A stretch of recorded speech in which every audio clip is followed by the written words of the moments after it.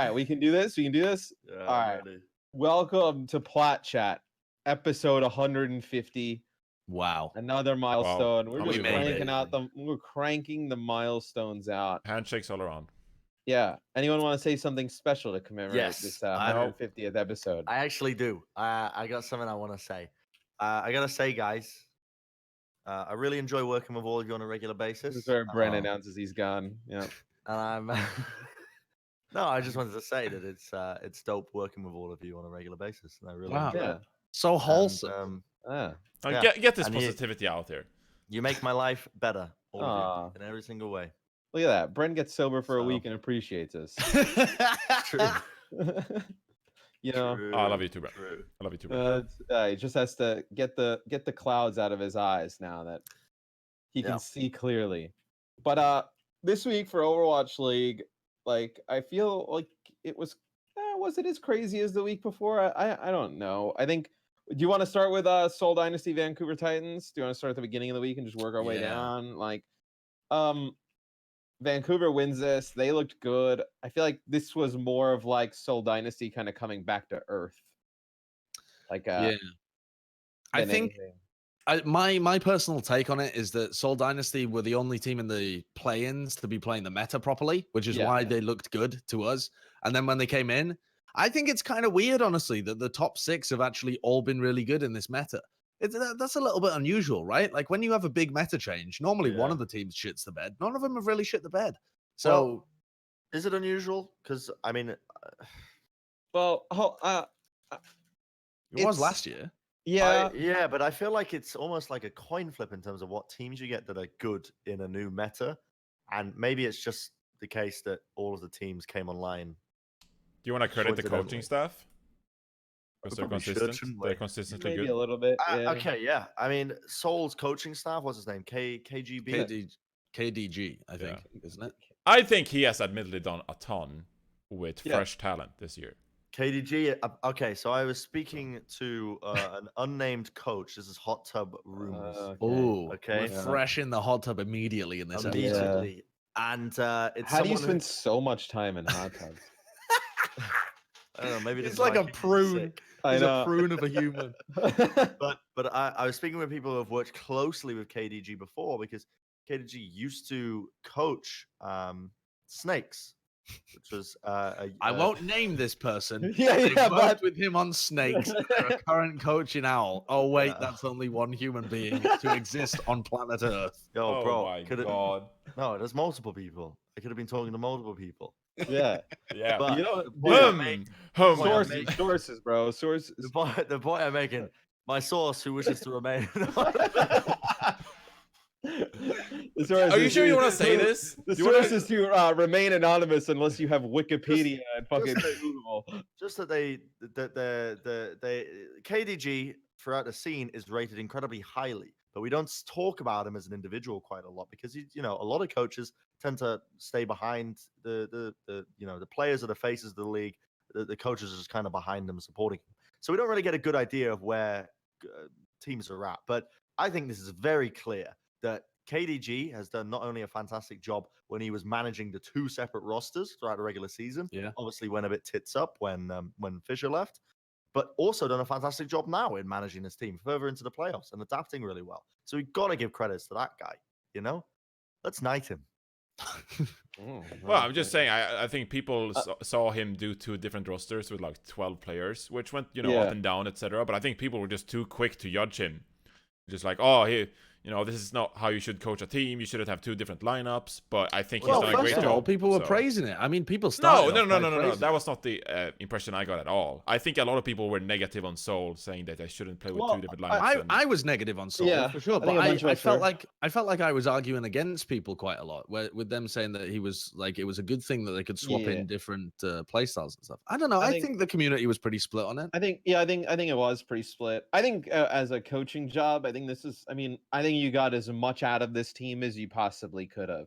Yeah, do I think this team left talent? Like, did they leave it on the table where they could have beaten some of these teams in the playoffs? Like, I don't know. I think they probably got as most out of this roster as you're probably gonna get. Yeah, I would say players like it's meta. Fitz came into the league, Michelle came into the league, Marvel came into the league. It's just like fresh faces. And I mean, they've had some great success in contenders before, Owl, but like to a lot of us Overwatch League people, they were relatively, I don't want to say unknown, but unproven in big tournaments. Totally. Yeah, they were. Yeah, And they got a ton of value out of it. I really agree Hong with had a that, great season as well. So I mean, not great, but better than we expected. So yeah. I mean, put it in perspective. Last year, I was convinced Ryu Jae-hong was washed. Yeah, I think a lot of us were. Washed as they come. I had zero expectations in this year, and I mean, he exceeded them. He played an average game, but at the end of the day, he played an average game with elite level talent. So he wasn't just average as well. Like his Moira was one of the best that we saw in the playoffs towards the end, and his Ana was, I would say his Ana was probably top 5, like maybe the 5th or 6th best Ana in the league. That's a low key hot take, but I'll buy it. Yeah, it's kind of like a hot take now. I think he was pretty good. I think his Ana and his Moira were his far better heroes. I think he might really suffer if Zen comes back in, just because there's so many like really young hot Zen talents. Because it's just a hero where, I don't know, if you can hit your shots, you hit your shots, and Jae-Hong's not the best at being able to do that, but he's been fairly decent.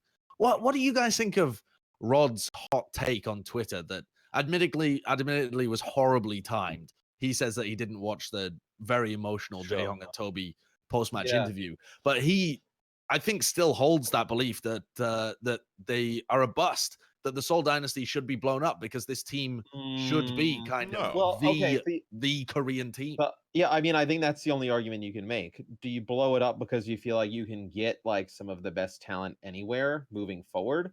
I think that's like, if half of the league wanted to go play for Seoul Dynasty, I think you would see them throw half of these guys, on the corner. Like you can just put together like some kind of super team, which we haven't seen before. Okay, so I think that's the only argument against the roster they have now. Yeah, but Sorry, go on. I think you could. Yeah, absolutely. With localization, I think you could build a superstar roster.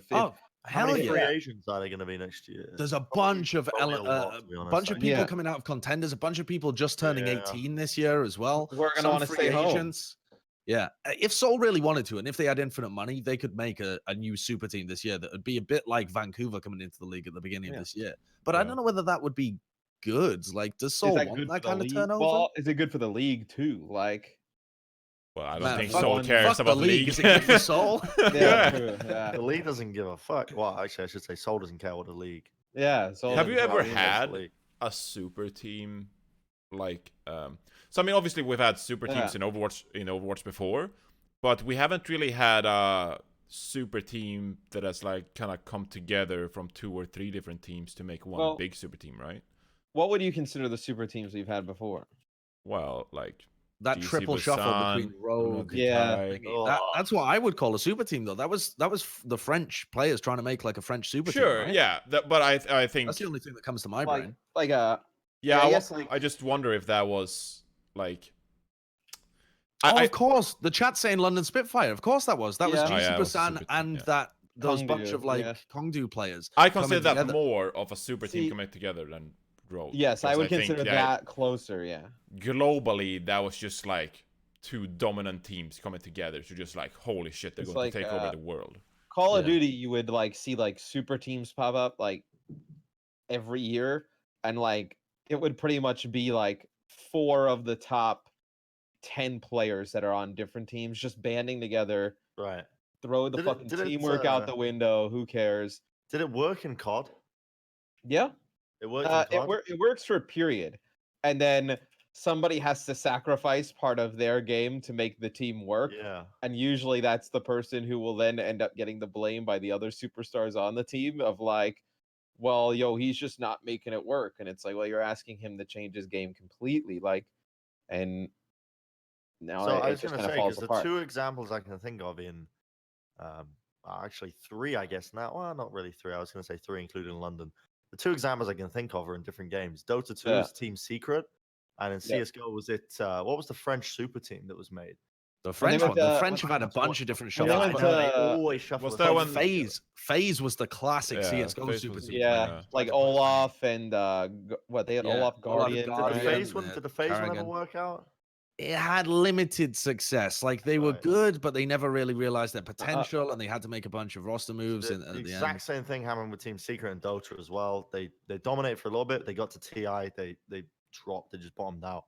But I just can't think of many examples where super teams work. And the biggest example that people give up, or the biggest reason that people give up, is because there's too many egos on the team. Yeah. It's so hard to establish a good culture within a team. Yeah. Which is pure skill. And I think a lot of the super teams in like real sports as well, that's just usually super teams that over time built a culture and then maybe added one player to the mix. It was interesting in TF2 actually, because super teams kind of dominated that esport. But I think it was because there was two predefined bitch roles. And like, if you were good at that role, you knew that you were going to be like the support player anyway. So if you were going to play, I mean, for any TF2 people watching, the Pocket Scout and the Roamer, but like you can't be a superstar on those roles. Yeah, definitely they are. That's what we used to call Happy Cool all the time when we played against him. And so there's like a predetermined and now way he's a diva. To be played. Yeah. And now he's dominating the Euro Cup with Team Ice. We did it in COD. We won like 12 straight events, and then we dropped Clayster for Karma, who was like considered probably like the best overall player at the time. But like it worked for like a few events, and then the World Championship where it mattered, and then things started to kind of like come apart. Yeah, you were coach for that team, right? Yeah, where it works for a bit. I just couldn't see you playing at a good team. So it's I mean, I qualified for the $1 million event, probably more $1 million events than you qualified for, but that's okay. So I mean, that's just the way it is, right? I mean, you were in Sweden, your little macro village. I was here making money. Look, you never played in Apex, Matt. Sorry about that. I ain't never watched it either, but it works for a bit, and then it just falls apart. Like people just like winning for a bit only will solve so much, and then people just want to like go back to doing their thing and just dunking on fools. And it's like you can only carry the flag so many times before you're just like, you're not the flag carrier. You're like, after a while, you're like, man, fuck this. I don't want to carry the flag anymore. Like this is whack. Like even if Seoul wanted to. Right, assuming Seoul don't try and make a super team, which is kind of wild, like that we're even talking about that. I don't think that's what they're going to do. But there is still a lot of fat on this roster that I think needs trimming, and they could bring in some new talent to be able to try and find it. Like I don't even really understand why they picked up Illicit and Highly in the first place. Because if you were looking at contenders, they weren't the people that were, potential for superstardom. They were like wild cards, but maybe they just needed people to get through the season. They're thinking about big free agency going into this summer. Yeah, maybe. But like Zunba hasn't really played too much this year. Does he really have a year? Yeah. This might be a hot take. Michelle, I don't think has performed at really great level. I think Michelle's been good. Yeah. Michelle's flexibility has been pretty key for them this season, honestly.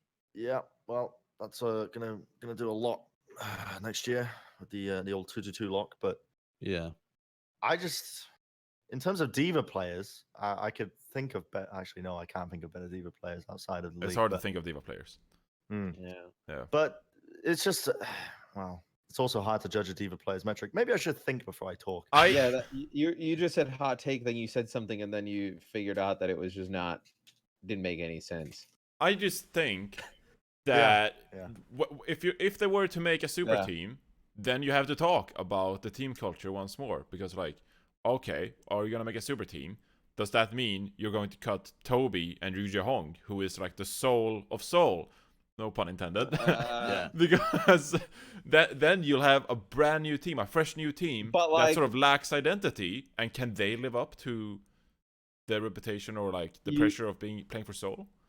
I think you can change I think you can alleviate some of the pain of losing some of those guys by bringing in people that people are like really excited about. Like you couldn't get rid of like Toby and Jae-Young and bring in like I don't know, for sake of the Josh Discord. Josh is losing it. Is Discord losing it?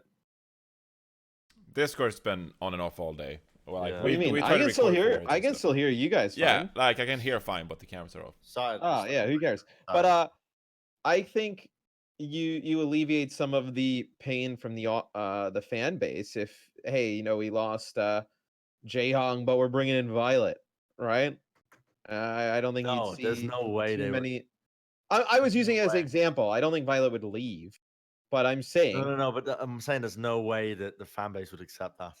What do you mean? If they brought in, they would have to bring in like a full like new lineup of 6, and what, maybe put Jaeyoung on the bench. Like, you're telling me if they came into next year and they were like, hey, we got Bumper, a throw in and off tank, Carpe, Fleta, Violet, Violet, and then like Animo, that people are gonna be like, put Toby in. Like, that's a sick fucking team. I think that Ryo Jaehong and Toby just secured their next year's contract in one loser's interview.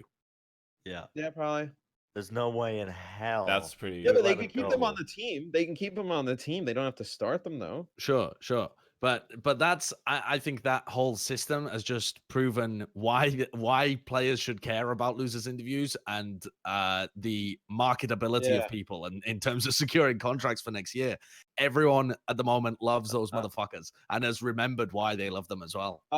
Let's talk about Gladiators Hangzhou. I feel like we can talk about Seoul Dynasty for a while, especially with who knows what's going on with free agency. But Gladiators Hangzhou, I think looking at this match, knowing what we know now, I think these were both 2 pretty decently strong teams going at it. Where, I mean, I was saying before we came live, I feel like Hangzhou is a team where you would have, as another team in the league, you would have liked them to see them go 0-2. I feel like as they get more time on the patch and playing the game the way it is now, I feel like Hangzhou can get good. Like, they have the talent. Like, I think the supports are really good for Hangzhou.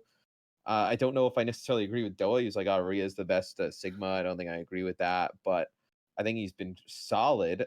I think Hangzhou, although they lose this match, I think Hangzhou comes out of it looking pretty decent. So I missed out on some of the games this weekend, but in the second match versus Seoul, did Bessie look as dominant on Doomfist? Because he was really good versus Gladiators when I reviewed that match.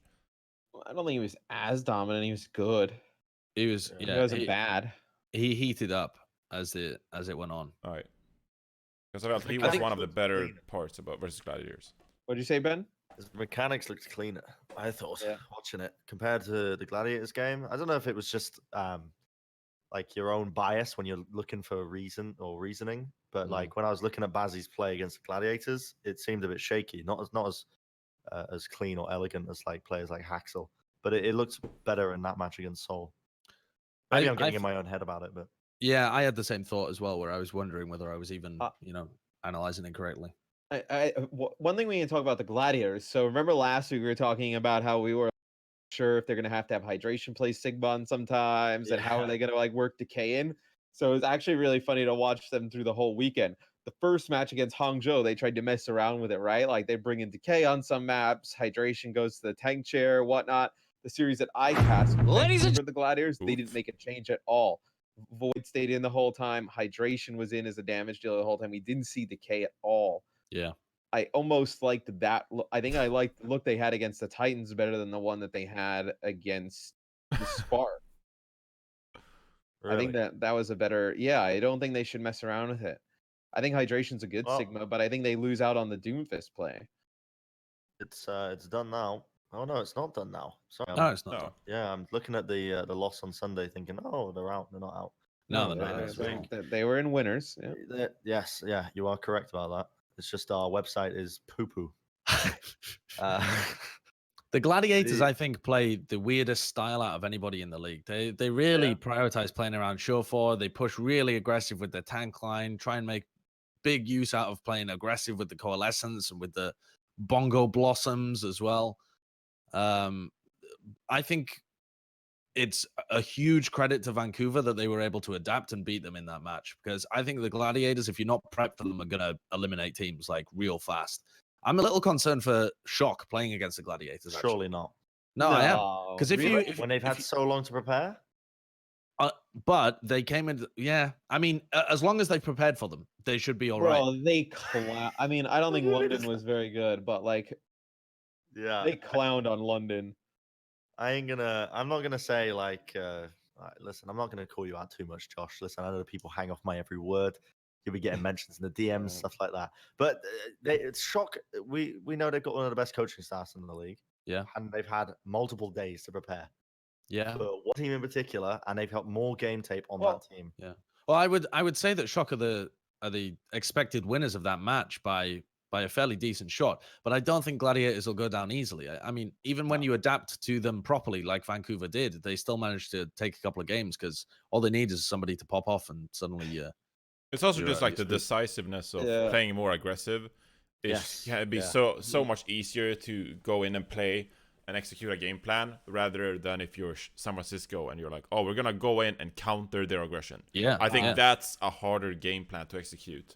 Definitely, I completely agree. So I the one thing that's like the reason I predicted Gladiators against the Titans previously on the day was because I thought that the Gladiators play style of playing this high tempo play style was going to be the default for a lot of teams moving forward. Like we saw with triple support, right? Yeah. Where they played a little bit more passive, but teams like Shock and Titans took the aggression to the next level. Because the thing that happens when you play super aggressive like that is you give your opponents less time to react to a lot of the stuff that you're doing.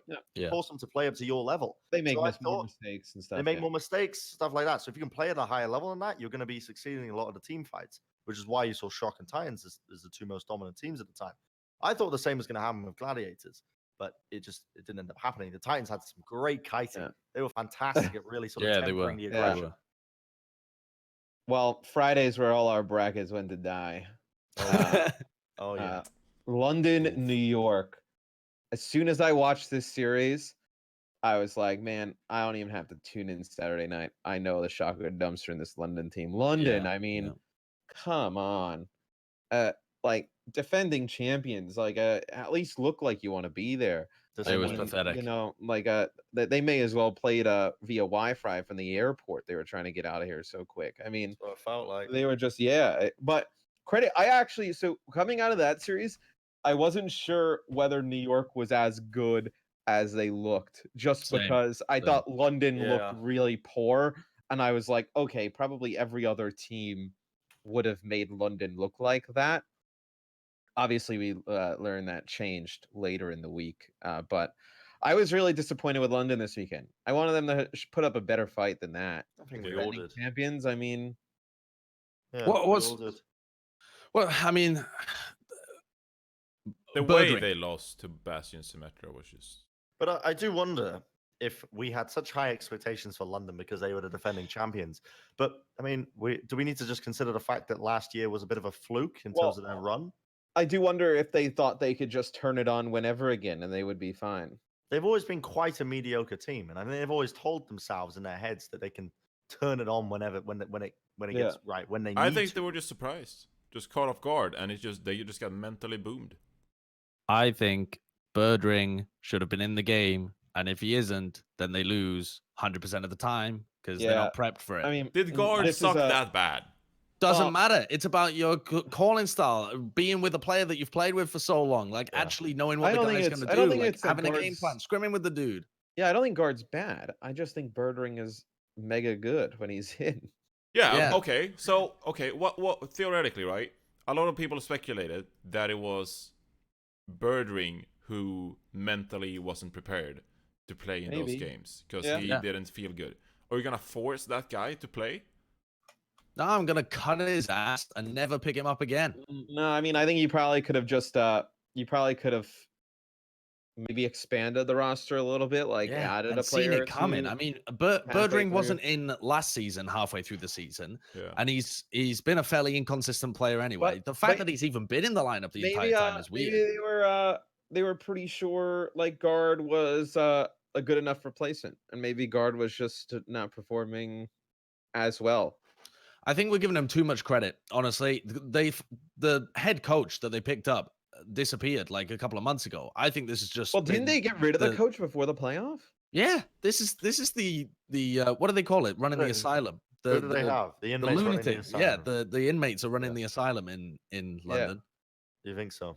I think they're a yeah, team. absolutely. I think they're a team in the off season that needs a shakeup. Like there's a team that like needs like some new fresh blood like coming in like making an impact. Like I feel like they could even do with like some younger players, right? Like yeah. I also wonder as well how many main support players you're going to get through before you start looking in other areas where the issues lie.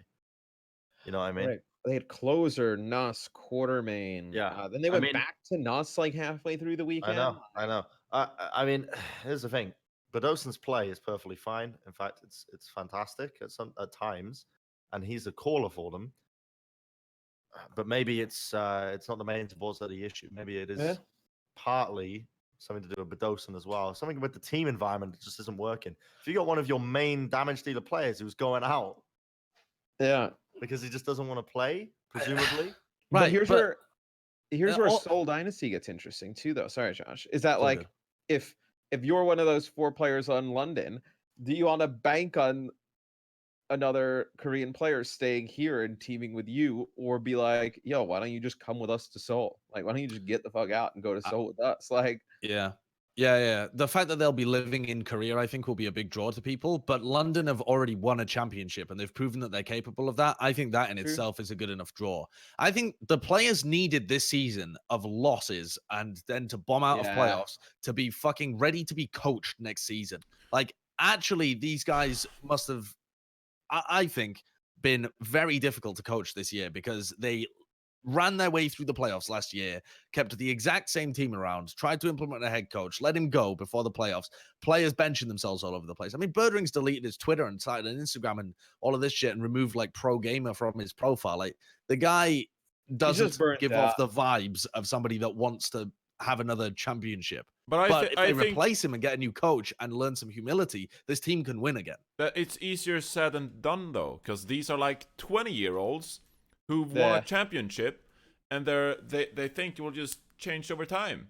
It's not like you can bring in a coach who's gonna change their viewpoints and how they work and like all that. Like, no, there's a reason why people are so quick to like speculate about rosters and substitutions and stuff like that, because they want a quick solution.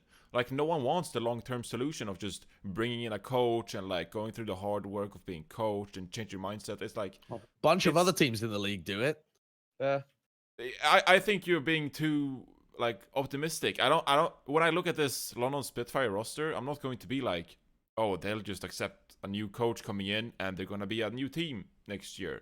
I think there needs to be some more consequences before these players will really start to turn their careers around. You don't think mediocre performance and bombing out of the playoffs is enough consequence for them to change their attitudes for 2020? I've seen so many players in the past who are just like, oh, we went out in the playoffs, whatever, we'll win next year, let's try again. It's like they don't possess the same ability to critically analyze their own approach and behavior to things and compare it to the results. Like, these are young adults. It's like they're hard to work with. And they're incredibly, like, a lot of players are narcissistic because they're so good at what they do and they can't just fathom themselves being coached by someone and just fixing problems like that. Yeah, like, you need some hard solutions sometimes, and I don't think you just need a coach that they respect. You need a coach that they respect and they appreciate the opinion. Like, I think the worst situations you see is when we have coaches and the players like just hear what the coaches say and like it goes in one ear and out the other, and they're just like, oh, that guy has no clue what the hell he's talking about. Like, where I think they would need somebody like who's a really respectable coach, bring in like a few new players to actually push these guys. Then I think you're back in shape. If you're London, I don't think it's that hard. Oh my God. What happens if London sign something like Carpe and then Junk Buck or something like that? Yeah. That could be nuts, though. Pretty fun. I was going to say, though, as my counterpoint, is firstly, you think Shock would let go of Junk Buck? Good laugh. No, they would. That one as well. I mean, they absolutely would. We've talked to the Shock people for a head coaching position. They would, I think, coaching position, because there's only so far you can be an assistant coach. Sure. Junk Buck and 9K, I would be surprised if they're not with another team next year. You've got a coaching tree, bro. Though. You've got a working system in Shock and a potential championship on the line now. If they go on to win this year, you think they bounce? Hell yeah. Yeah, because that's when your stock is highest. That's when you can afford that's more, when you can sell yourself for the most money. More pay Maybe, your own maybe. team. Like I don't think that'll be the case personally, but I do wonder as well. We keep giving us all this talk about them searching for new coaches. Well, who the hell are they going to get? There's coaches in the Overwatch League that I don't think are suited. Yeah. No, yeah. I mean, that's kind of the point that I was making. Like, you have to find somebody who's respected. Like, it is the only role I think in the Overwatch League that's just lagged behind every other position in terms of just the infrastructure of teams. What if coaching is the last thing to have really caught up? What if there was a retired player who they could put in there? Somebody who's like fresh a out retired of... player does not make a good coach. Sometimes No, they do, but at least they'd respect them in terms of like their game. But maybe it depends who it is. How long? Because I've seen this happen all the fucking time. 2016, Kai, what is it? He used to play on Cloud9. Yeah, Coach Fissure, dude. Coach Fissure. Coach Fissure comes back in. Coaching requires a completely different. It requires the same understanding of a game of a pro player, but it also requires a different way of thinking about things analytically. Because you're in the game, you're thinking about your one role that you play, right? It's a much bigger picture thing. It's also a role that's kind of like selfless in a lot of ways. You if you go into this, you're not going into it really. I mean, I guess you are going into it with glory in mind, but you're not going into it with the idea of being the face of this team, like a lot of players are. Like a lot of things that drives players is victory, being the best, being the number one in that role, winning it all, right? Being the one who's holding up the trophy at the end. The coach is the one who's going to be standing behind that. That doesn't sit right with a lot of players. The coaching, you get credit when it goes well, and then you get all the blame when it goes poorly. That's pretty much. Well, you don't even, sometimes you don't even get credit when it goes well. And sometimes, I mean, there's sometimes you don't. But I mean, that's kind of what you sign up to do. Exactly, sacrificial role. But there's some people in contenders that have been hanging around in Korean contenders for a long time that I think they could get picked up. Or maybe even the Shanghai coaches. I think Shanghai's got a pretty decent. Maybe even. Wasn't oh no, he's Chinese. He wouldn't go over to London. But Levi and Bluehas from Shanghai have been around for a long time. I don't know whether they'd be a decent fit for London, or guys from like Element Mystic. Like I think Levi used to be from Element Mystic, but they hired a new guy called Rush. He'd probably be pretty good as well. I think there's people around you just have to not hire from within the league. Right. Yeah, exactly. I would go outside of the league. We can talk about Atlanta Shock. Goes all the way to the end. The C9 heard around the world. Although, okay, so when I went back and watched, I thought your breakdown was really good of it, Josh, on the post show. Gator has to hit like the accretion that he hits onto Moth. Is like, and Moth doesn't even see it coming. He's coming around a pole, and it knocks him all the way to the end. He has to go through the Doomfist to get back. Like, but. Does it look like it now? That series, it was more of like Shock losing it there at the end than Atlanta winning it. Like the Shock were holding that forever. Like they're fine. I don't think anyone's going to argue that. Is anyone worried about the Shock in the lower bracket? I mean, you are against. I am a little bit, yeah, because it's such a long way to go. Like, okay, they beat London. That's kind of a gimme. They have to beat Gladiators, then they have to beat. I mean, who's even going to be down there? They got to beat Gladiators, then they got to beat, let's say, Spark, or they got to beat the rematch of Atlanta, and then they've also got to beat either Vancouver or New York. That's three best of sevens that they could.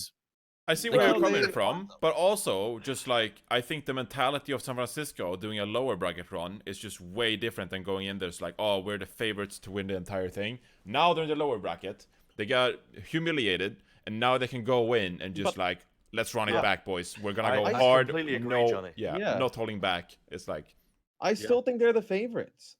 Well, hold on. Okay, but say they had what percentage chance would you say is like reasonable for them to win those matches? Like, say they have like a 70% chance in each game. No, a 70% chance in each game, right? Yeah. That gives them a 1/3 chance of getting to the grand finals. Yeah. A 70% chance in each game is 1/3 chance of winning all of them. A 40% chance again to the final. Really? Yeah, that's how probability works. If you have a 70% chance of winning 3 times in a row, you think it's gonna be? I mean, these guys. That's a third overall. What are they gonna get tired? Playing these games? Tough competition, bro. You got back-to-back prep as well. That's hard. Low bracket runs are hard in very high pressure scenarios, which is why I want to set up this idea and storyline now in everyone's head. Because if Shock do it, I don't think we're ever going to see anything like this in the Overwatch League for a very long time. This team didn't drop a map for a whole stage. And also, making lower bracket runs is not about preparing strategies on a day-to-day basis. It's about coming into a match with a great mentality and just playing to the highest of your ability. It's not about being told by the coach how to perform 1 or 2 strats on one map. Sure, it helps. It helps you prepare, etc. But it's about going in there with the mentality that you can win every game. And that's how people pull off lower bracket runs. It's not. You don't think Atlanta are going to have that same mentality? They seem like the kind of team that will also have the exact same thing. If they manage to beat Spark, they have to rematch in the bottom. I don't know who wins that game. I would bet on the. I think the Shock. Absolutely, yeah. I mean, it's speculating, but I think that a team like Shock has the perfect circumstances under which they could perform or pull off a lower bracket run. I think some of the stuff with playing a lot of the matches back to back to back and all the prep stuff, I think that's a little bit overrated. Like, I mean, these guys played 28 games over the last X amount of months. They haven't been able to go home. They've been streaming countless hours. Like, if you were going to get tired, you would have got tired a little bit ago. I mean, these guys, they played in every stage final. They've been every playoff. I think they're good. It is tiring. I mean, it's the idea of the added weight and pressure on your shoulders. This is everything you've worked for in the last half a year. Yeah, is coming down to this one game that you're up against. Like, that's a lot of pressure. So just don't suck. Just go out there and play good. I mean, that's the COD mentality, sure. Yeah, but like, I feel like these. I don't know. I mean, the players. Yes, I think Johnny's completely correct. Like, you don't go into this match, you don't go into it thinking about individual strategies that get tailored each day. That's the coach's job. I'm feeling for Krusty right now. That man's probably stressed to his. He's probably out of his mind. Anxious. He's probably pulling his hair out. Like, think of this, the potential matches he has to prep for. Like, I mean, the guy's gonna be working overtime for sure. But yeah, it's a terribly tough run. The thing is, I wouldn't have them if they were to play right now. Okay, if we take them outside of this lower bracket run kind of context, if they were to play right now against New York or Vancouver, I don't think they win that match. I don't think they're the best team that we've seen. Let's get to that. No, but that's why you build it up over time. Sunday we saw Gladiators. Yeah. We saw Gladiators, Vancouver, and we saw Atlanta, New York. New York and Vancouver move on. Who did you guys think was better out of the playoffs that we've seen this far? Personally, I think Vancouver are better at the Reaper Doomfist stuff. I think they're really good with the way that they play that stuff. But New York play a lot of Bastion and Bastion Symmetra, this kind of shit. It can really catch teams off guard. I think if New York wins this upper bracket final, it's because they play a bunch of Bastion and Vancouver can't deal with it. But if they can deal with that, I think Vancouver. Vancouver had difficulty dealing with the Bastion play of the Gladiators. What map was that? I can't remember. Rialto, they played Farah Bastion. Oh, yeah.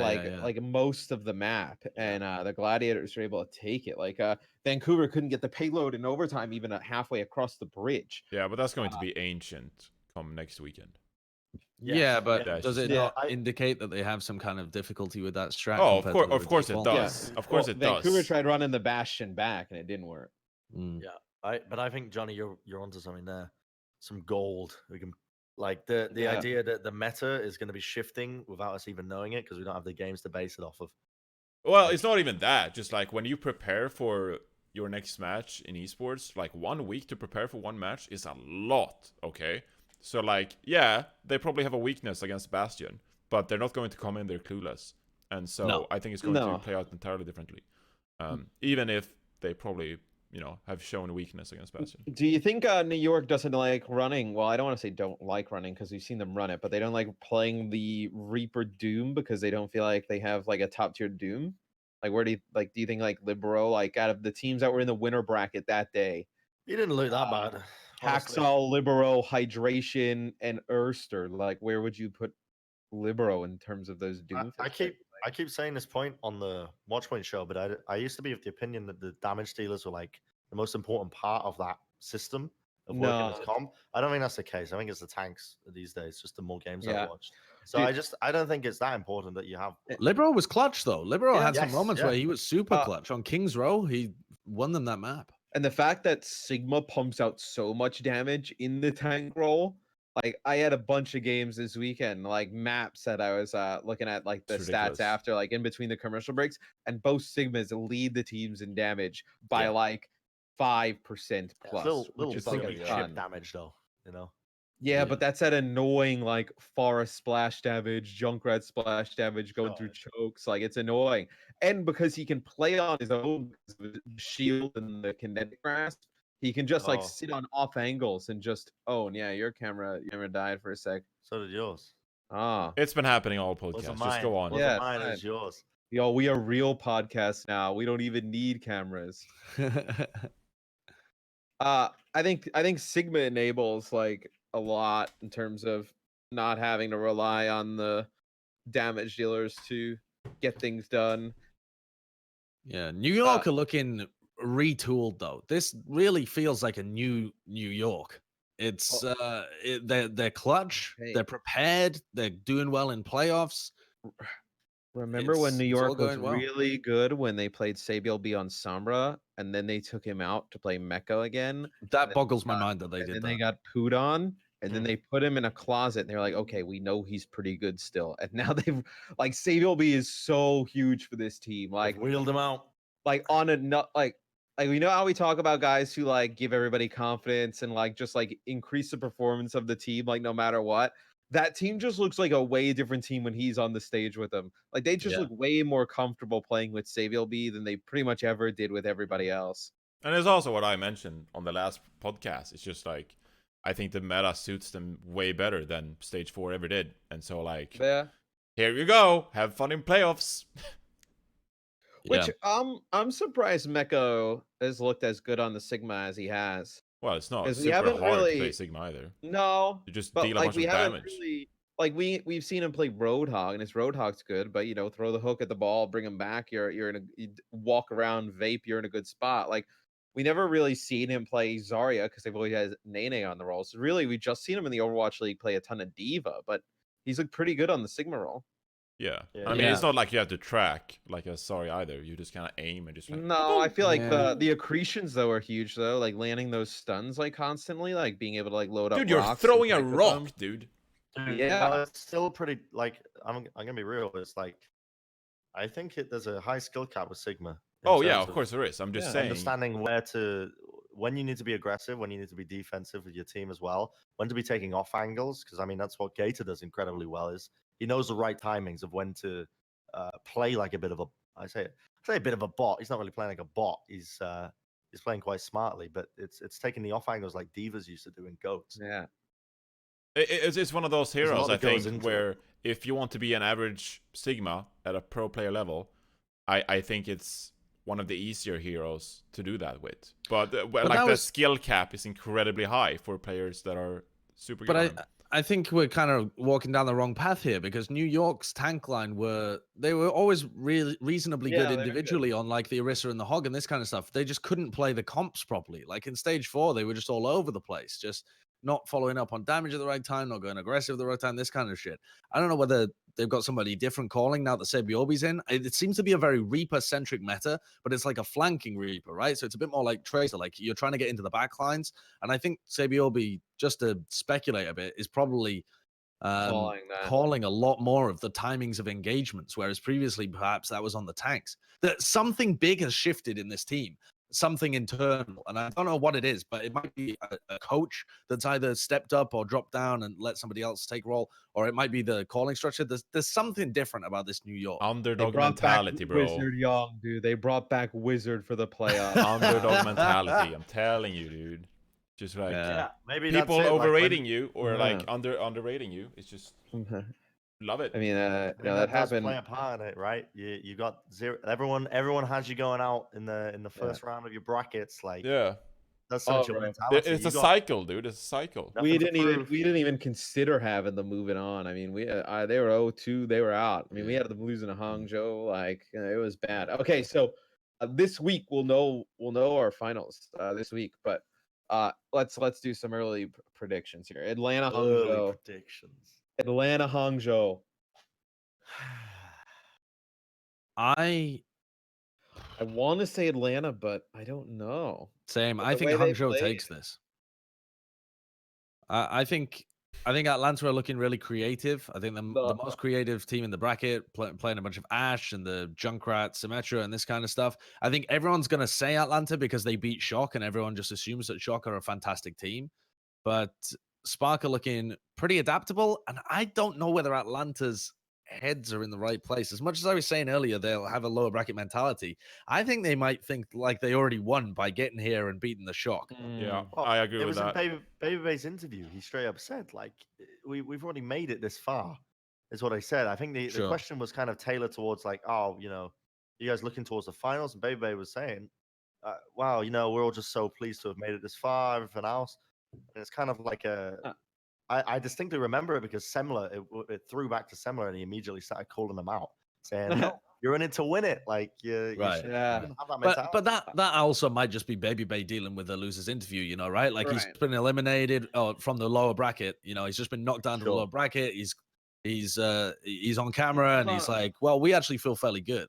They may have been a little bit overconfident. They probably thought going after beating the Shock that they were going to coast through New York, and they were like, hey, you know, like we got rid of the toughest opponents. Like, let's just take care of business, and got boomed by New York. I don't feel good picking them here, though. I think I may go with the Spark as well. I think that mindset more applies to this Hangzhou match more than the New York match. I think the risk is, if you're Atlanta, that you go into this match and you say, hey, it's just Hangzhou Spark. Yeah.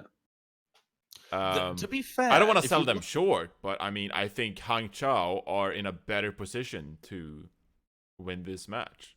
But I don't want to sleep on Atlanta either. Yeah. I would go with Atlanta personally. I'm taking Hangzhou. When you look at the New York Atlanta game, the Busan and Kings Row, the first two maps that New York won, could have gone the other way. Yeah, they were pretty close. Yeah. I mean, it's theoretically possible that this could have been a 4-2 the other way to Atlanta. Not much would have to change. New York were pretty clutch on those first two maps. Oh, this is a tough series to count. I would say Atlanta. I have faith in the team. Like you said, Josh, they're pulling out unique stuff every now and then with the Ashe. They look pretty confident. Yeah, I'll into it. And Hangzhou, maybe it will be different in this match, but they haven't, especially in the Gladiators game, they didn't adapt particularly quickly to what was being chucked at them. And I do wonder if a big reason of this is because of the language barrier that still exists between Gushui and the rest of the team. I don't know. I'm gonna hold off on my prediction until I see what song Dogman chooses for his Instagram stories on match day.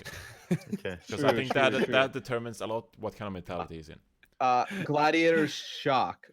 You were worried about the Shock here, Josh. Yeah, I mean, I think everyone will have the Shock in this game. I'm still taking the Shock in this game, but I am worried. Like, I think Gladiators are genuinely a good team with a weird, aggressive, decisive play style that can certainly throw people off. And if you don't get a fast read on them, then you could find yourself down 0-2 pretty quickly. Do we see the Gladiators we saw in round 1 bringing in Decay a bunch and switching things around, or do we see what we saw against Vancouver? How the hell were we supposed to know? No, I mean, what did you like better? What did you think they played better? Did you think they played it better against the Spark? I mean, they do win against the Spark, right? They might opt into it because at least what they said in, I believe it was a post match interview, was that it's like a stylistic change whenever hydration comes in on the Sigma, and so it's a stylistic difference between them, which can make it hard as a prep for. I think they look better with hydration on the DPS. Honestly, I would. Yeah, that's what I saw. I don't know which one's better, so I can't give it. Okay, Johnny didn't watch the scene. He was on vacation. I'm just speculating about player mentality. Just like, they could probably do something. Oh, they're probably good. Yeah, they can win it. Yeah. And then we got what? Sorry, Josh? Do you think they play Nevix or Super, or was that just clowning on London? Oh no! That was just disrespect. I don't think that was disrespect. You don't think? That was disrespect. No. Yeah. I don't think you disrespect in that scenario. You do. I think the other team is the other team's on the ground and they Hogan leg dropped them, dude. They brought in the fucking bench boys, dude. Super came out, fucking people's elbow, dude. Just dunking on them. No way. No, absolutely. If you read the room at the time when that was happening, we were all saying, like, well, as soon as I saw it happening, I was like, this has the potential to backfire so much. Because you had 4 maps to work with at that point. Come on, what are they gonna do? That's Lose true. Gibraltar? What about your Four classic maps. WoW analysis, huh? 4 maps can slip away. Well, actually, yeah, What? my classic WoW analysis of NYXL playing it. Yeah. He wasn't on when I said that. He was online for 48 hours. So that should have gave us an indication that he has been scrimming. Was he good? Ooh. Was he good in the match? He was. London were like a wet blanket, alright. so it's hard to tell. London had given up. Like Yeah, that's why they had you given can up. make those But- subs. So they're But padding I Nevix don't- stats. I don't think it was disrespect. I think that what they've done Well- is they've shown another look, and they've shown that this could potentially happen. We could throw out this lineup at any time. Oh, Prep that's for big us, you little brain. bitch. That's Yeah. big brain. I I can think see that. I think when I say disrespect, it was more of like, yo, we can dunk on you with our B team. Watch this. they're not- Like, and it I was don't more think of they like have a how B good they team. are. No, but I you got think that players is their B team. I mean, Super's been on the bench for a bit. I mean, Nevix literally tweeted afterwards, like, "Wow, being on the stage Yeah. was weird after all Yeah, this like- time." yeah, like he hasn't really seen it that much. I think you were just trying to like clown on them a bit. Maybe. Hey, credit So, to the shock, man. Yeah, if Hey. you want to be pessimistic, you'd be like, Yeah, they're trying to bump up the sick. sales prices for Nevix and Super next year. Yeah, You really want to be Uh, pessimistic. about Sell it. New York- prices for Super like they're gonna sell Super. Come on, New York, dude. Vancouver. Why wouldn't you, Johnny? I Nah, want to you take this keep argument. Super, dude. Nah. you're What? Why would crap. you No, sell no, Super? sorry. I'm not saying. I personally, if I was running Shock, I wouldn't sell Super. But are you implying that nobody would want to buy Super? No, Super to I'm Guangzhou, implying. dude. I'm implying. Well, essentially, what I was implying was, why would you field Super just to make him look good for selling? That to 'Cause- me was 'cause just it Because that a joke, increases because his it was a- value. Because Yeah, it was a joke. but it was. Okay, I've heard some weird shit from you, Bren. So I can't take anything It was a sarcastically joke. these days. Yeah, Hey, yeah, well, because that yeah. also applies to Nevix. So I was like, oh, well, that could Yeah, make sense Nevix for was a Nevix. little But then bit you less brought of up a joke, Super, and I honestly. was like, what? Yeah. Yeah. Well, It was a I bit New more York, of a joke. let's talk about New York and Vancouver. yeah. All right. I kind of want to take New York in this.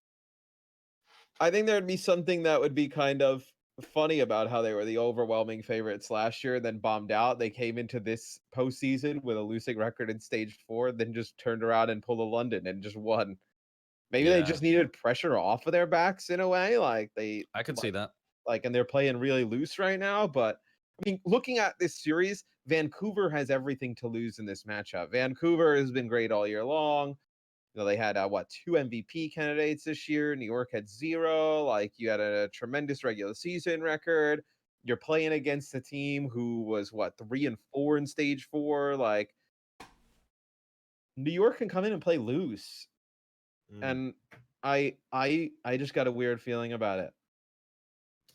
I have a feeling that I feel like it's they'll going to be a great matchup. I think New York will push Vancouver Titans to map 5 in a meaningful match, and it will mean everything. The Titans will not rotate half their roster around, and New York will win multiple playoff series. They are good enough anymore. So that's my thoughts on that. They are good enough anymore. Do people still at you with that copy pasta? Oh, yeah. Dude, my whole chat every was day. that copy pasta the other day. Yeah, every Bro. day. That's actually oh man, I can the thing is as well, hindsight is fucking 2020. Yeah. Like at the time you saw a struggle in New York in stage 4. He's Yeah, on I'm the gonna team where we fucking, were I'm gonna questioning- bury him, dude. We were questioning everything about him. It seemed like a smart idea at the time, and then they go and do something like this. But I And think then that's bury. But I think that's the classic. When you haven't seen the meta, you can't tell which teams are good. Like, I think that is literally that tweet in a nutshell. Is when you haven't seen the meta, fuck knows. The Nah, meta bro. decides everything in Overwatch. You know what this shit was like? Johnny's like, yo, I'm out. Johnny's done his The shit was like the shit with Johnny in New York. It was like he's gonna go throw a New York jersey on. We can No, wait he's until- actually gonna throw on a he's New gonna York throw on a jersey. New York He jersey. doesn't have a New York jersey. Ah, Yes, He he does. does. I remember him walking around with a New York jersey. He's got a last New York year. jersey. No. 100%. He's definitely got He's one. a New York jersey. This shit was like Johnny was like Kane in like a buried alive match against the Undertaker, and Johnny had just buried New York. And then like New York's hand just comes up through the dirt, and they're like, "Nah, fam, we ain't dead yet," and just like breaks out, hits Johnny with a tombstone pile I'm waiting for driver. him to walk out of his. 100%, it's a New York jersey. It's a New York Oh, jersey. man. I'm Yeah. waiting for Actually, it would even be funnier. Nobody say anything. It would actually be like he has to know. We all know this is a New York jersey. It would be mad funny if he came out with the Munchkin jersey on again and took Vancouver, dude. Just double down, burying them again. It's a New York jersey. It's a New York. 100%. Yep. Will Punch just got him on speed dial. Yeah, what's up, Johnny? Where'd you go? Yo, what's up, Johnny? Listen, guys, Vancouver Titans, New York Excelsior coming up. Yeah. I think it's gonna be a great matchup. Oh yeah. And it feels like New York Excelsior, they really have started to get going in playoffs, you know. Yeah, they heard motivation from people talking shit on Twitter. Yeah, and I mean, some individuals, like whoever they are, I can't believe they ever bet against New York, but decided to eternalize this forever. So I got myself a nice. Wait, you got what? No way! No! Wait, what? Yeah. Oh my god, you got it on a t-shirt. So that's incredible. That's one Johnny for you. Does. That's one for you, New Johnny York. Boom does. We weren't expecting this at all. I thought you'd come out in a New York jersey. Yep. What? Dude, Johnny got the joke. That's one's for you. NYXL. That's incredible. And, that's incredible. Yep. Oh, that is so good. I don't condone gifting people subs, but Johnny deserves some gifteds after that. Yeah. You know. Sometimes you're wrong. Watching for the people watching the video as well, it looks backwards to them, but no, don't worry, it's not backwards in real life. I gotta fix it on Discord, and you know I couldn't. Yeah. Well, you gotta run with the joke. How many of those did you get? Like 50? No, I got 2. God, you can make a profit. How much are they? How much are they? Well, for you to buy from me. No, if I wanted to get like 10, how much are they? I don't know, like maybe $15-20 each or something. All right, here's what I'm gonna do. I'm gonna get one for every member of New York Excelsior. That's amazing. And I want to see a picture with all of the players with that shirt on. They win the finals. Yeah, just dunking on the I want the after party of the Owl finals. New York Excelsior beats the Atlanta Reign. Libero and Sable just dance in the club with those shirts on. Yeah. I'm just saying, sometimes in life you're wrong, and you just gotta run with the joke. You just gotta you gotta own it. You gotta own it. You gotta wear it. Sometimes in life you're wrong, and when you're wrong, try and monetize it. Gifted. That's incredible. So, who the fuck are you picking? Are you picking New York? No, Vancouver. Are any of us picking New York? I did. Oh, I'm taking New York. I'm taking New York. I don't know. I honestly don't know. Well, that's not a prediction. These teams. It's not a prediction. No. Pick a fucking team, you idiot. I don't fucking know. I don't know. I'm torn on this match. 50-50 shot of getting it right. You picked the Shanghai Dragons every day last year. You didn't feel bad at all. And now you have a 50-50 chance of getting a playoff match right. You won't pick. I'm torn on it. Shanghai Dragons, I did it for the memes. Did it for the clout with the Tumblr crowd. I did it for the clout. Yep. Overwatch League analyst admits predictions were just for clout. No. I've always been of the mentality predictions are just a vehicle for entertainment. Sure. So why do you care? Yeah, I mean, we serious, bro. I've been trying to up my serious levels with the playoffs. So what's your thought process instead of give us a thought process here. Haxel, phenomenal Doomfist player. Yeah. But I've recently come to the conclusion that a damage dealer a team does not make. Okay. So the tank player at New York is also looking fantastic. And I think better than the Titans. I'm going to say the reason why I picked New York is I think that Mecco has looked better on the Sigma, and then throwing Tizzy in there and you're trying to get the coordination between Tizzy and Janu down. It's looked good, but I think Mono and Mecco have looked way better. The coordination is good with Vancouver Titans. Don't get me wrong. Tizzy looks like he's been playing in a team for a while. It's not like a mismatch. Yeah. I mean, he did play with them for a couple of years. Well, couple? He played with them for a year at least. 14 years, yeah. 14 years. 14 years. Yeah, 14 years, yeah. But yeah, I mean, I actually thought the strongest thing of Vancouver Titans, the reason why they came ahead in the match against the Gladiators was a lot of their Hulk combos was also pretty clean and on point. They were comboing Hulk with fucking every ability under the sun. So I don't know. I'm torn. You literally just spent 5 minutes telling us nothing. No, I know, but that's what I usually do on this podcast. So I don't know why it's any different. I think Vancouver's players are smarter at adapting to play styles than New York's are. I think New York's going to come in with a game plan. Vancouver are going to be able to read it and adapt on the fly. You think they'll be able to adjust to the bash and stuff? That's the only question mark for me. I hope so. I think so, but maybe not. I think that could be the deciding factor. If New York win, I'm expecting it to be on the back of a lot of. Because let's say Vancouver Titans, they would probably want to take it to Numbani if it's like their map pick. Do you want to play Numbani against the Bastion type of compositions? I don't think Titans will pick Numbani. Yeah, Titans lost on Numbani to Seoul. I don't think Titans will pick Numbani. They're not that good on it. They actually lost on Kings Row as well. Yeah. I think the winner of map 1 is going to win the series.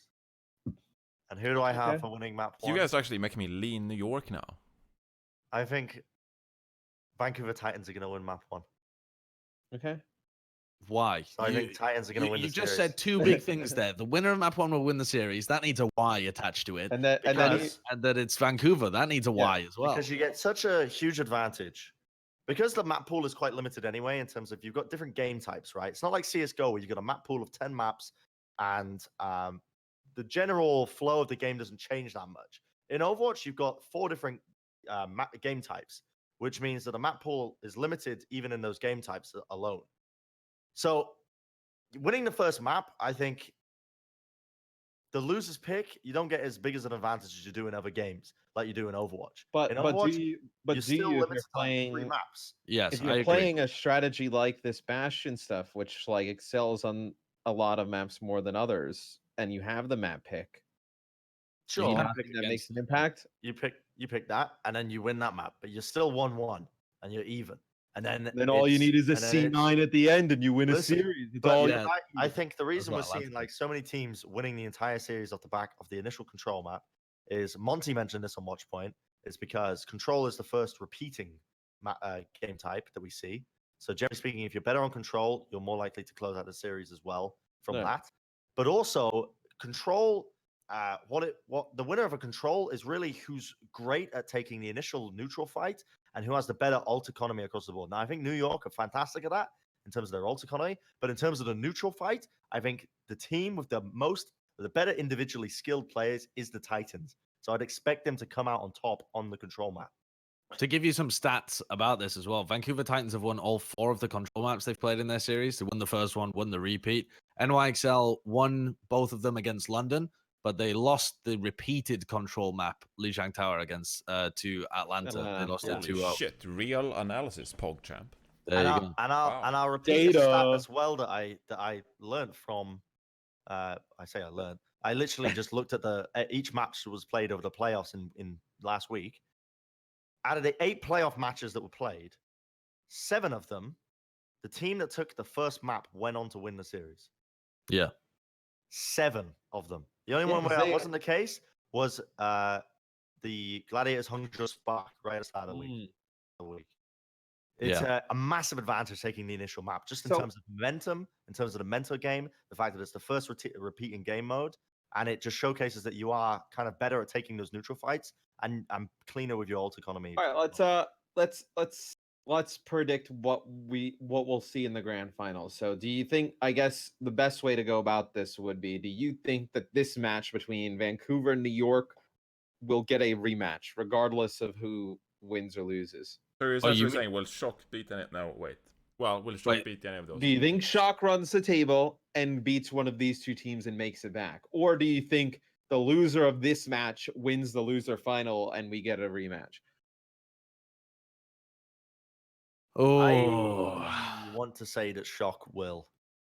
I want to say Shock will as well. I think we'll see Shock and NYXL. I'm sort of leaning rematch. You think we'll see Shock and NYXL in the semis? No, the finals. How the fuck would it be the semis? We've already passed the semis. They could still play. But it wouldn't even be the semis. Couldn't they? Where the fuck is the bracket? I'm so confused by our website. All right, here's how it goes. The shock. Okay, might be. Okay. There's multiple losers rounds. I'm looking at our website, and it's getting the dates wrong. It doesn't even provide a bracket. I'm like, why am I even looking at this? I should be looking at the Gigabrain bracket creator. Yeah.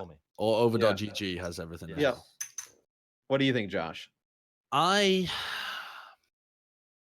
not even sure we're going to see Shock in the lower final. Really? So? Yeah. Well, he thinks they have a tough match against the Gladiators. Then they would play the winner of Atlanta, Hangzhou. Like I could see them. I think it'll be tough for them to get through Gladiators and potentially like Spark. But if they do manage to make it through, they've got a reasonable chance of winning the lower final. I don't know. It's still. I haven't seen great things from the Shock yet because they lost that game to Atlanta where they were playing reasonably well, but not the best that I've seen in the bracket so far. And then they just crushed London. So I still don't have a good read on Shock. It seems so hard to say whether this team is for real or not. Because they were our favorites coming in on like historic measures, right? But I haven't really seen that much from them, but I haven't had an opportunity to. Can they catch a break though? If they win the first game, and then Atlanta beats Hangzhou, you've already seen what Atlanta's thrown at you. You don't have to prep as much, right? I think Spark that allows you to. I mean, I think Shock win the rematch. Yeah, and then, but maybe that buys you a little bit of time, right? I think when you have the 3 matches in 4 days type of scenario, if you're the Shock, you need this. Always like used to be our thing in Call of Duty. Like if we went through the lower bracket, we wanted to get the matches done as soon as possible. 3-0s, 3-1s. We did a best of 5s because it makes sense. Best of 5s are just great. You get through those series as fast as possible because other loser matches take longer. Those teams get more drained. If you're able to go into a series, get through it quick. That was the biggest thing when you would go to like a bracket reset, is that you'd have to get through the first series as fast as possible just because to save energy for the second series. I think you need this. Like, if they come out and they can beat the Gladiators in like 5 maps, get a quick 4-1, get out of there, go home. But even then, Vancouver, New York is so good. So that Hangzhou match, though, could go forever. Hangzhou, Atlanta could be a 7-game. Yeah, and I think Vancouver, New York has looked so good so far in the bracket that I think you'd be a fool to even predict a lower bracket round from Shock in the first place. If the Shock get to the lower bracket final, they are going to be so fucking hype. Yeah, they are. Dude, they're going to be They're going to feel immortal. much. They're going to ride so much momentum, dude. And especially if you have like Vancouver, who I don't think they're going to feel immortal. They will. No, you don't think so? They'll feel like they have fucking plot armor. No, because I think there's a big difference between beating the initial lower bracket teams and then having to go up against a giant in either. It won't matter who it is. It won't matter who it is. I think it will.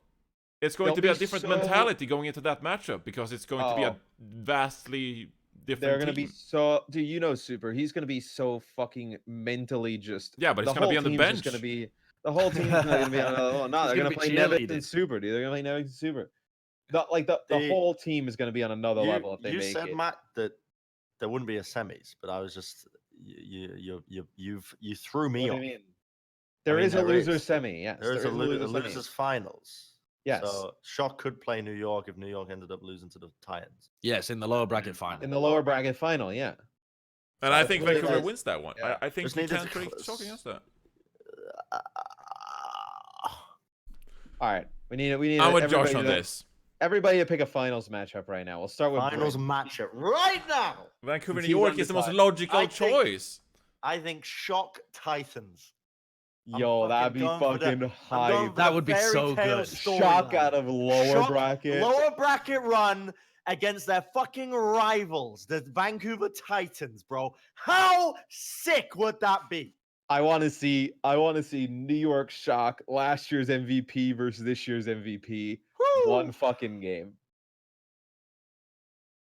I'm with I as much as I would love Vancouver Shock to be the final, to beat NYXL in the lower bracket final, or even the other way around. I'm fine with the other way around as well, so that they beat Vancouver in the lower bracket final as like them vanquishing their rival again to go to the grand final. As much as I would love that, I think we're seeing a repeat, Vancouver, New York. I think it's Ooh. just the most logical choice. It's the most likely outcome because we so don't even know Bren and what I are fucking fun. team's Bren even and going I to are get to the lower bracket. We don't live off logic. That's not our jobs. Our jobs are 50% logic, 50% entertainment.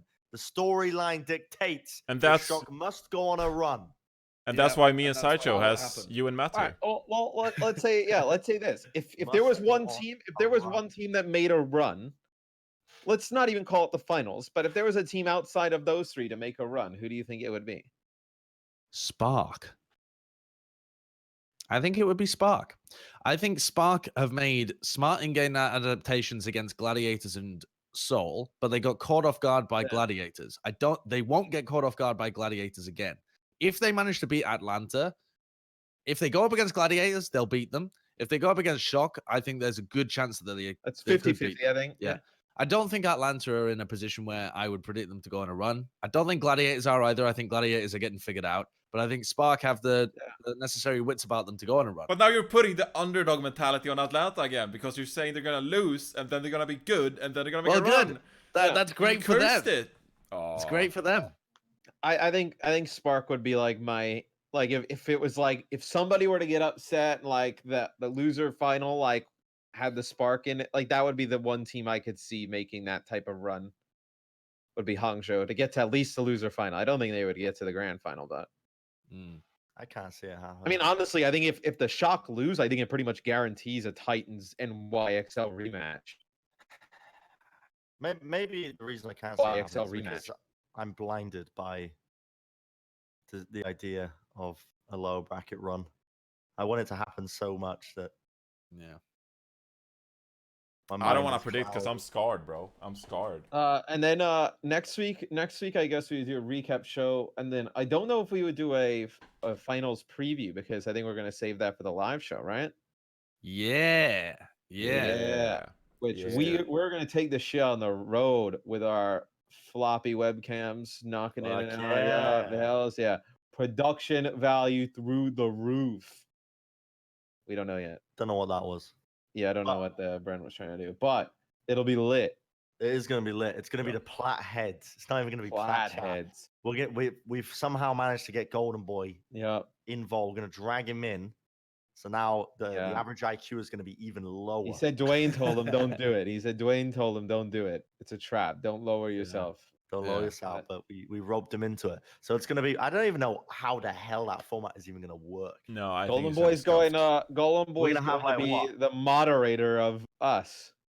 Do we have like? Do we have like an Overwatch section and then a forehead section, or do we just? We just go. I think we just mix it, but like on this show, whenever we go on a wild tangent, we tend to bring it back to Overwatch, right? Yeah. Like I don't think we do that. We go wild, and then at some point we're just like, "Oh God, we should have been talking about Overwatch." That was like last night when we were discussing whether plants came before dinosaurs, right? Yes. Isn't that the topic? No, if trees came before dinosaurs. Trees, bro. Yeah. Somebody said that 80% of the oxygen comes from trees. Like these people ain't crazy. True. Nah, that ain't true. Yeah, Pooh Man almost came up. Pooh Man almost came back. Almost with the comeback. I want to play more of that game. We definitely will. But I think that's it. So did you say what date it's going to be on? No, the Thursday before the final. So yes, that's the 26th of September. So that's in 16 days time. Yep. So, we'll let you guys so know. close. It is really close. We need to figure out tickets ASAP. We'll let you guys know via every social platform imaginable. MySpace, LinkedIn, where you can go get Bebo your tickets. Yep. What is it? Bebo. Did you even have that? Was that in the UK only? It's a UK only thing. Yeah, I've never heard of this. It's like a shitty MySpace. It was terrible. Well, MySpace was pretty shitty to begin with, so Bebo must have been a trend. Oh, it was bad. Yeah, we should make a bunch of fake accounts on Tinder, and they reply to people, and they're like, "Hey, babe, do you want to go to the live version of Flatheads?" It's a great marketing campaign. It'll work really well. We just put Hugo as the profile picture. Yeah, exactly. They'll get so many matches. He was running around here somewhere, that little shit. Oh, well. All right, Matt, do you want to talk about the gauntlet? Hell no.